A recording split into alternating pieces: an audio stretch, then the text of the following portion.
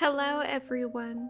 Welcome to Words and Wonders. Today I will be reading the 40th chapter of the Grimm's Fairytale series, The Robber Bridegroom. Now, let's begin. There was once on a time a miller who had a beautiful daughter, and as she was grown up, he wished that she was provided for and well married.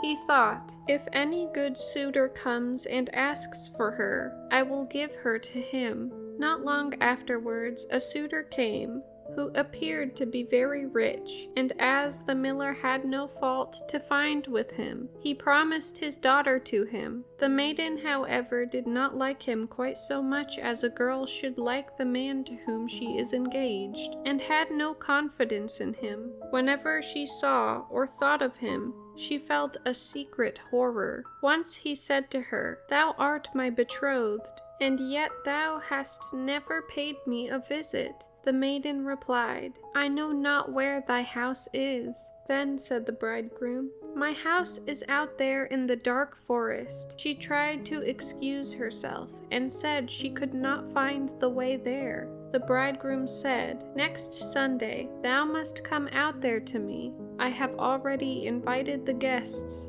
and I will strew ashes in order that thou mayest find thy way through the forest." When Sunday came, and the maiden had to set out on her way, she became very uneasy. She herself knew not exactly why, and to mark her way she filled both her pockets full of peas and lentils. Ashes were strewn at the entrance of the forest, and these she followed. But at every step she threw a couple of peas on the ground. She walked almost the whole day until she reached the middle of the forest, where it was the darkest, and there stood a solitary house, which she did not like, for it looked so dark and dismal. She went inside it, but no one was within, and the most absolute stillness reigned. Suddenly a voice cried, "Turn back!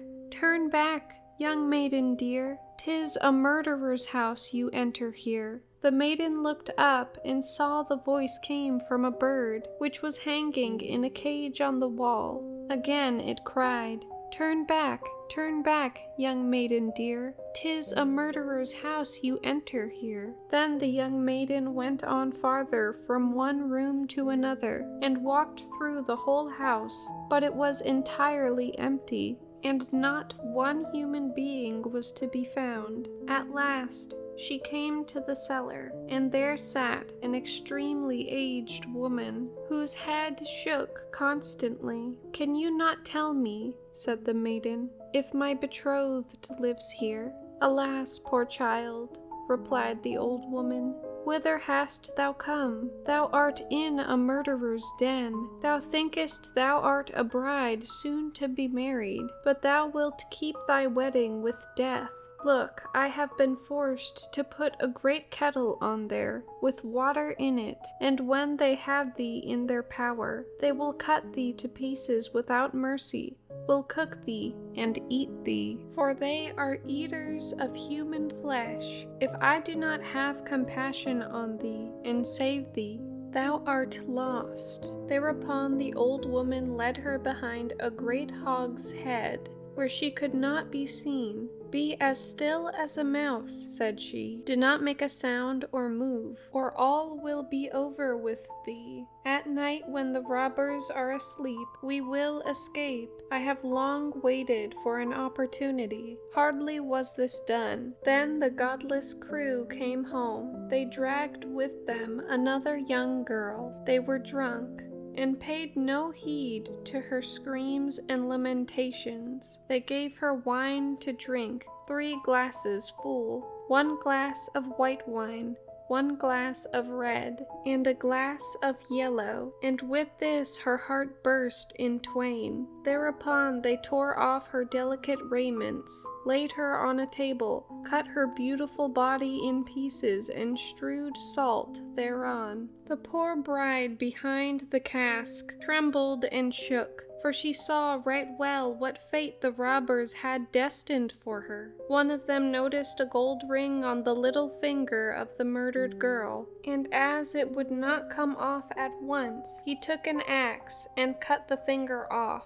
But it sprang up in the air, away over the cask, and fell straight into the bride's bosom. The robber took a candle and wanted to look for it, but could not find it. Then another of them said, "Hast thou looked behind the great hogshead?" But the old woman cried, "Come and get something to eat, and leave off looking till the morning. The finger won't run away from you." Then the robbers said, "The old woman is right," and gave up their search, and sat down to eat. And the old woman poured a sleeping draught in their wine, so that they soon lay down in the cellar and slept and snored. When the bride heard that, she came out from behind the hogshead, and had to step over the sleepers, for they lay in rows on the ground. And great was her terror, lest she would waken one of them. But God helped her, and she got safely over. The old woman went up with her, opened the doors, and they hurried out of the murderer's den with all the speed in their power. The wind had blown away the strewn ashes, but the peas and lentils had sprouted and grown up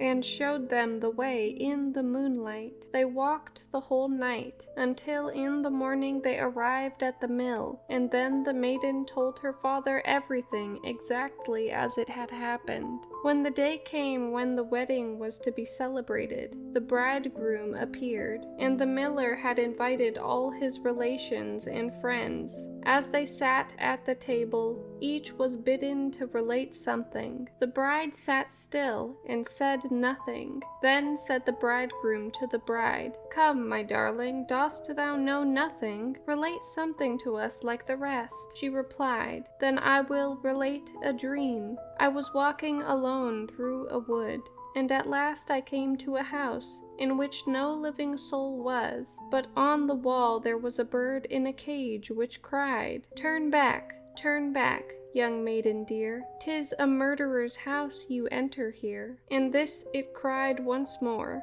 My darling, I only dreamt this. Then I went through all the rooms, and they were all empty, and there was something so horrible about them. At last I went down into the cellar, and there sat a very, very old woman, whose head shook. I asked her, 'Does my bridegroom live in this house?' She answered, 'Alas, poor child, thou hast got into a murderer's den. Thy bridegroom does live here, but he will hew thee into pieces and kill thee, and then he will cook thee and eat thee. My darling, I only dreamt this.' But the old woman hid me behind a great hogshead, and scarcely I was hidden, when the robbers came home dragging a maiden with them, to whom they gave 3 kinds of wine to drink, white, red, and yellow, with which her heart broke in twain. My darling, I only dreamt this." Thereupon they pulled off her pretty clothes, and hewed her fair body in pieces on a table, and sprinkled them with salt.